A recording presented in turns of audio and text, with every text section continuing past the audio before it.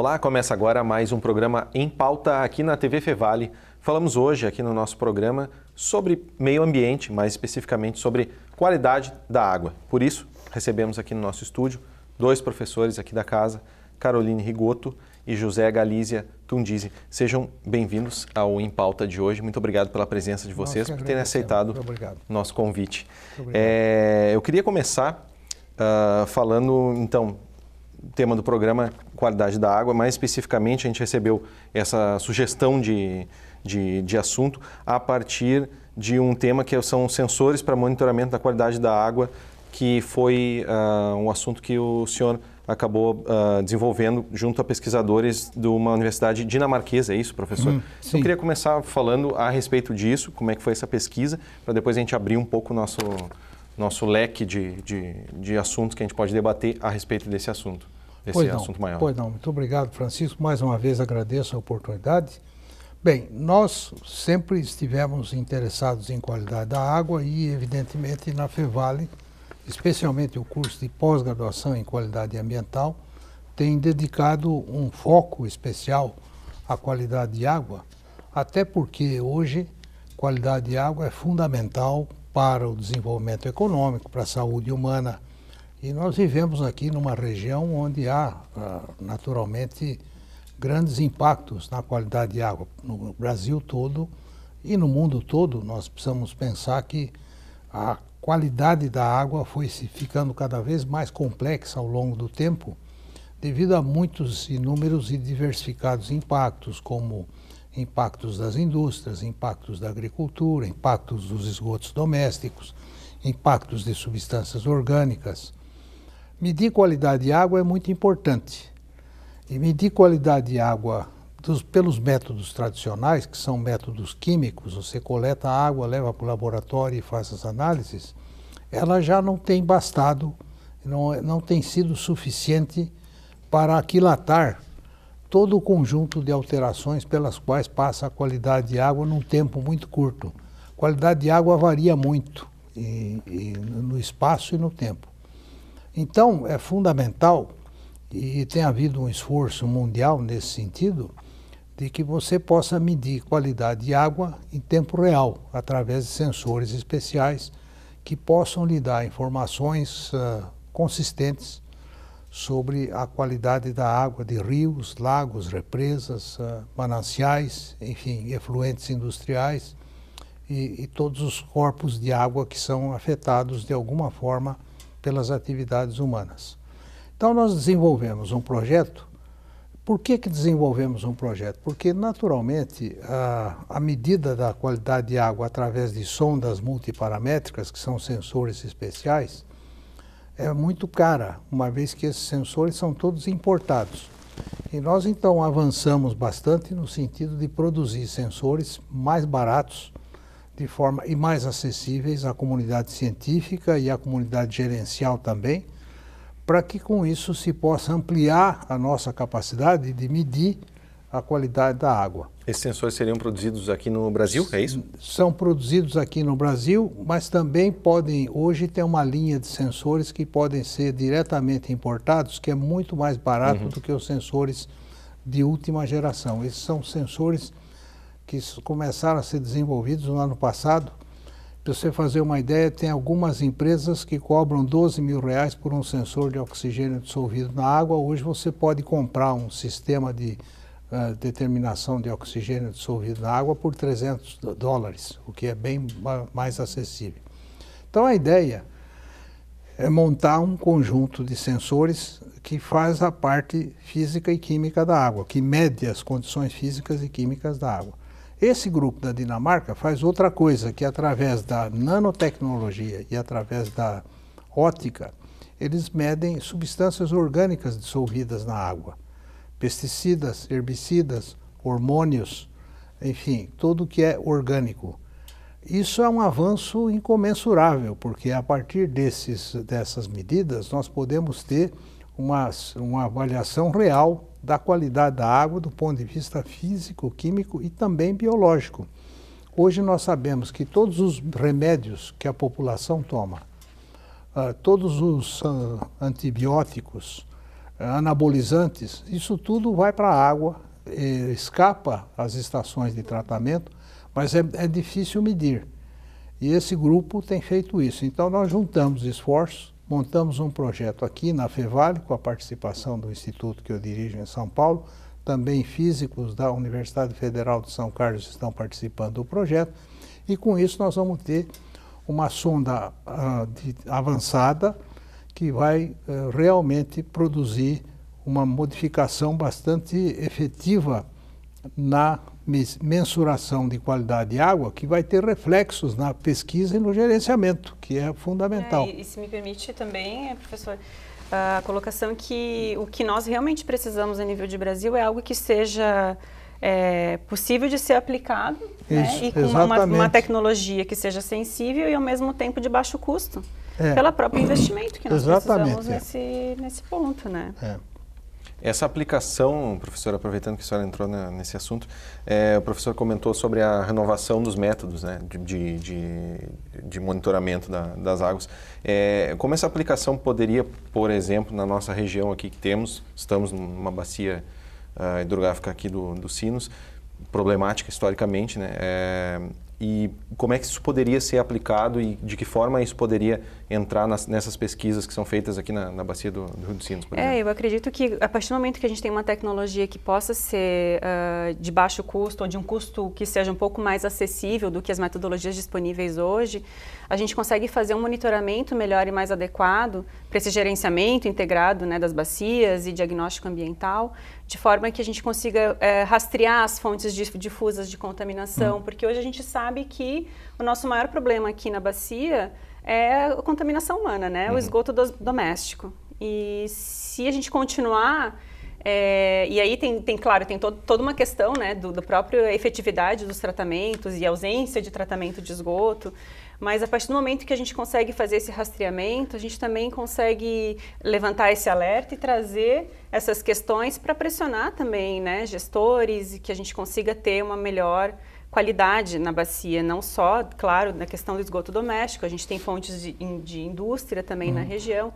mas trabalhos recentes até demonstrados pelo nosso grupo de trabalho aqui da universidade apontam que realmente o maior impacto hoje na bacia é o esgoto doméstico, né? Então, e com isso a gente traz várias questões, que são as questões que é a área que eu desenvolvo, que é a questão microbiológica, né? Então, esses sensores também poderão ser capazes, em parceria, né, com a Dinamarca e com essas tecnologias, de também fazer um rastreamento microbiológico, porque hoje a gente tem alguns parâmetros para rastreamento microbiológico, que são os parâmetros que são utilizados pela legislação, que são os coliformes, fecais, totais, e com isso a gente acaba perdendo muito daquilo que realmente pode estar presente e com a ausência desses parâmetros a gente não consegue detectar. E com isso, é claro, porque a metodologia hoje utilizada e preconizada pela legislação é uma tecnologia que é possível de ser aplicada, né, que é para coliformes, mas se a gente for pensar também a nível de outros micro-organismos como vírus, protozoários, que também podem estar presentes, a legislação ainda não nos assegura quanto à ausência. Não alcança, porque justamente tem toda a questão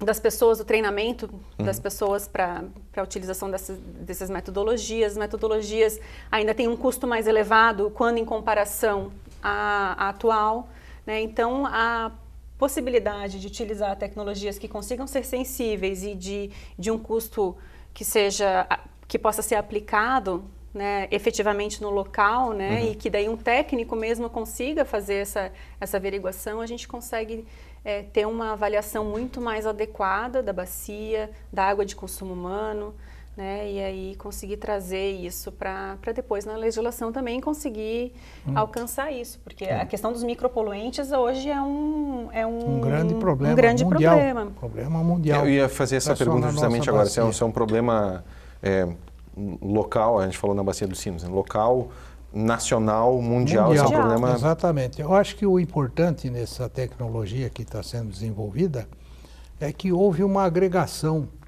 da miniaturização de componentes, um avanço significativo na questão da transmissão de dados, porque todos os dados de monitoramento em tempo real hoje, eles enfatizam muito o uso de imagens de transmissão via satélite, que é caro, acaba sendo caro. E dependendo da região, por exemplo, você tem falhas devido a nuvens ou alguns problemas técnicos que são inerentes à tecnologia de transmissão por satélites. Nós estamos desenvolvendo projetos que podem ser, a transmissão pode ser feita via celular ou via rádio. E com isso também a capacidade de obter a informação é muito mais eficiente e rápida. E outra coisa que a professora falou, que é muito importante, pela dimensão dos sensores e pelo custo, você pode espalhar o conjunto de sensores em uma bacia e ter uma visão sinótica da bacia em tempo real. Esse é um ponto fundamental na gestão. E aí você começa a entender as fontes de poluição, a distribuição dos poluentes na bacia e de que forma, então, dá para os gestores uma visão clara de aonde eles precisam atuar. Quer dizer, ver se eu entendi, ao invés de fazer um monitoramento por setores, já se faz a bacia como um todo. É, uma distribuição geográfica maior, isso mesmo. E aí você tem uma ideia mais... Ao invés de você, de repente, só coletar ali na estação de tratamento de água, por exemplo, ou de esgoto, ter um monitoramento mais amplo. Mais geograficamente mais amplo, e com isso você tem uma visão sinótica da bacia. Sinótica em tempo real. Sim. Isso é fantástico do ponto de vista de gestão, porque com isso você pode olhar a bacia e ao olhar a bacia e ter os resultados da bacia, você tem toda uma visão de quais são os principais pontos em que há contaminação, ou pontos em que há áreas protegidas, e com isso você pode fazer mecanismos, desenhar mecanismos de gestão mais efetivos. Certo, então não é só a pesquisa, não é só a pesquisa que nós estamos fazendo que vai ser importante, mas é a capacidade de dar aos gestores ferramentas de decisão muito mais avançadas. Aplicar essa pesquisa, né, na prática.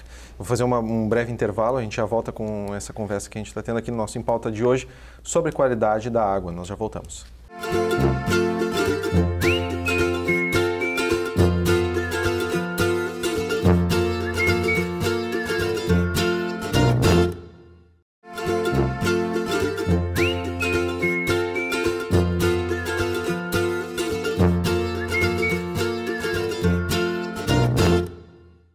Estamos de volta com o nosso Em Pauta de hoje, falando aqui sobre a qualidade da água. Vamos voltar aqui ao nosso assunto, a gente falava no bloco anterior sobre esse trabalho feito pelo monitoramento das bacias. Eu queria retomar só um ponto que a gente falou antes, sobre como essa pesquisa, o professor acabou encerrando o nosso bloco anterior falando sobre isso, mas essa pesquisa, a importância dessa pesquisa ser aplicada e poder ser não só ficar no âmbito da pesquisa acadêmica, mas também, né, ser aplicada diretamente.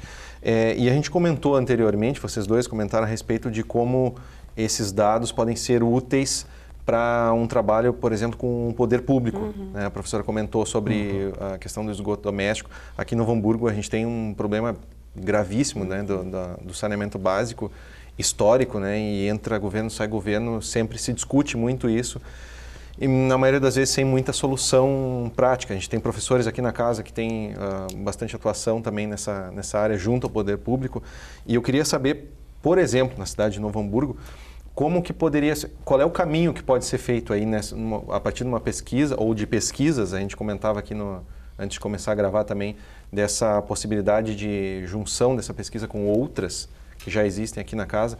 Como que elas podem auxiliar na prática mesmo, junto ao poder público? Essa aproximação já vem sendo feita, já tem tentativas nesse sentido, já existe alguma pesquisa junto ao poder público ou aos poderes públicos aqui da região? Nós temos alguns projetos do grupo de pesquisa no qual eu faço parte, né, que a gente já vem fazendo sistematicamente um monitoramento da bacia, especialmente para esses parâmetros microbiológicos, físico-químicos também.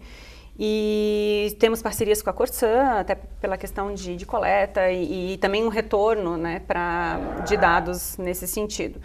Mas eu acredito que não só o fornecimento de dados é importante para que a gente tenha esse alerta, mas efetivamente, de alguma maneira, ter essa transferência das tecnologias. Porque é muito claro hoje, mundialmente, na literatura, de que o que a gente está fazendo não tá correto, né? No sentido de que a gente não consegue tratar efetivamente nos sistemas que nós temos hoje para tratamento de água e esgoto, eles são obsoletos, eles são da década de 70, né? Então a gente não investiu nesse sentido nos últimos 40 anos. Então, é claro que o limitante é o investimento, a gente sabe que está passando por um momento histórico que não é favorável nesse sentido, mas que precisa ter investimento para isso. Recentemente, junto com um grupo de pesquisa, eu submeti um projeto ao edital do PPSUS, justamente para propor uma tecnologia que seja mais barata e que se possa ser também utilizada em loco, nesses locais, para a detecção de vírus, por exemplo, né, que é uma das linhas de pesquisa que eu atuo.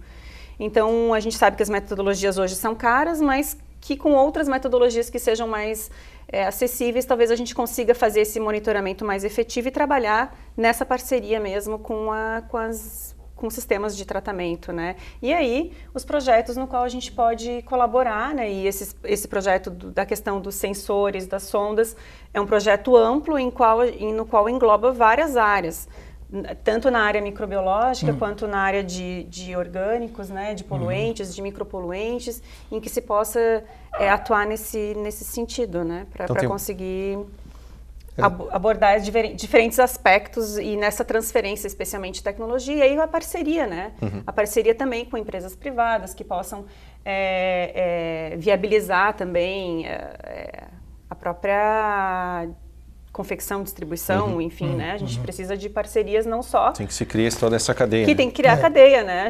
Nós somos pesquisadores. Precisa criar a cadeia. Precisa criar a cadeia para conseguir chegar onde nós queremos, né? Que atingir a população e conseguir ter uma qualidade melhor de água, que é o que a gente quer no fim. E quais são esses setores aqui, por exemplo, da universidade que acabam se envolvendo com esses projetos? Nós temos os programas de pós-graduação mais envolvidos aqui na Fevale de qualidade ambiental, de mestrado e doutorado, com diferentes linhas de pesquisa, de geoprocessamento, de a própria qualidade de água. Nós trabalhamos com outros professores da casa que trabalham nesse sentido. Também, recentemente, nós temos um lançado o programa de mestrado em virologia, né, que é recente, a gente tem 6 meses de programa, em que também a linha que eu atuo é de virologia ambiental, que é justamente com qualidade de água, junto com outros pesquisadores também. Então, nós temos esses programas aqui que podem comportar essas linhas de pesquisa e o desenvolvimento dessas tecnologias e a própria diagnóstico da bacia, né. Fazer uma pergunta... Pode falar, professor. Não, eu acho que é importante lembrar que a universidade tem um papel fundamental, que é na interpretação desses resultados, porque os gestores não têm muito tempo, né? E a universidade, a pesquisa que se faz na universidade, ela contribui para interpretar com essa visão sistêmica. E ao pesquisa qualitativa também, pesquisa não só qualitativa. E ao colocar juntamente a tecnologia dos sensores com todo o outro conjunto de tecnologias que a universidade desenvolve, você está, na verdade, preparando uma melhor capacidade de transmissão da informação para o poder público. Eu acho que nós temos muito que aprender no Brasil como é que a gente vai transformando e transmitindo as nossas informações para o setor público. Mas na experiência que eu tenho, veja bem, as políticas públicas não estão alinhadas com a pesquisa e com o conhecimento que existe. E o nosso esforço tem que ser ultrapassar essa barreira, passar o conhecimento para o poder público, para que ele possa usá-lo no sentido de conseguir resultados que são adequados para a qualidade de vida da população. E no sentido de monitoramento em tempo real, como o senhor comentou antes, facilita isso. Facilita exatamente isso. Aí tem também toda a questão da capacitação, porque a universidade, por princípio, ela também faz capacitação, né, de formação de recursos humanos. Então tem toda uma cadeia que precisa ser desenvolvida, além da cadeia que a professora se referiu, que é a cadeia de produção. Nós vamos ter que ter, na verdade, 2 cadeias. Uma cadeia de produção do equipamento, né, que por si só já é um problema extremamente importante, né? Porque é um projeto internacional, vai ter patentes internacionais, mas nós pretendemos atingir o mercado fora também do Brasil, porque há necessidade desses sensores, não só no Brasil e na nossa região aqui, mas em muitos outros lugares, e portanto é um nicho de mercado importante que nós queremos explorar, né? Mas para isso nós precisamos de parceiros, porque nós somos pesquisadores, nós não sabemos vender equipamento e nem fomos treinados para isso, né? Mas, por outro lado, eu vejo que como a universidade ela tem trabalhado continuamente nessa interação com os sistemas públicos regionais, né? A Novo Hamburgo e outros municípios, né? O próprio Comitê da Bacia dos Sinos tem ingressos da universidade lá. Isso significa que nós temos um outro nicho a explorar, que é essa capacidade de passar para os gestores públicos e para o próprio poder público uma visão mais ampla do processo ambiental e uma visão e também tecnologias inovadoras que vão solucionar o problema de uma forma mais rápida. Certo. Para encerrar o nosso programa, a gente comentou agora sobre as questões de pesquisa qualitativa, né? De, enfim, interpretar esses dados. E me recordo que eu conversei no ano passado aqui no Em Pauta também com o professor Fernando Spilk, aqui da universidade, sobre a pesquisa que foi feita no ano passado junto à Baía de Guanabara, no Rio de Janeiro, em função das Olimpíadas, etc. E houve toda uma polêmica naquela época, justamente pela maneira como o poder público, a Prefeitura do Rio de Janeiro acabou recebendo a pesquisa, né? Então, eu conversei com o professor aqui num programa especificamente sobre isso e me recordo dele trazer justamente essa questão que a gente está abordando agora aqui, sobre como ainda é um pouco complicado, como o senhor comentou, que estejam todo mundo no mesmo caminho, né? Alinhado, né? Olhando para o mesmo lado, né? No sentido de resolução de problema. Mas aí a gente sabe que também a gente está num momento complicado politicamente no país, e eu acho que aquilo acabou influenciando, né? Naquela questão toda. Então teve toda uma polêmica, etc. Chamaram mais, enfim, tiveram outras instâncias envolvidas lá que tentaram fazer uma outra pesquisa independente da que tinha sido feita aqui e tal. Então minha pergunta final seria isso, o que precisa ainda, uma questão de articulação aí para que isso melhore, né? Para que isso seja um pouco mais fácil de colocar em prática. Precisa algum movimento nesse sentido, né? Acredito eu.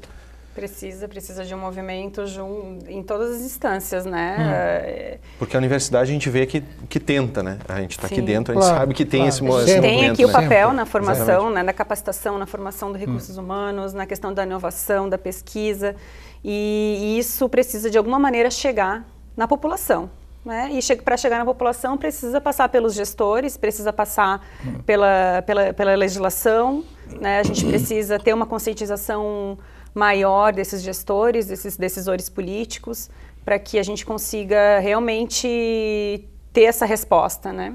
Então, e para isso é informação, é tentar de alguma maneira fazer com que a informação gerada aqui se torne acessível a esses gestores.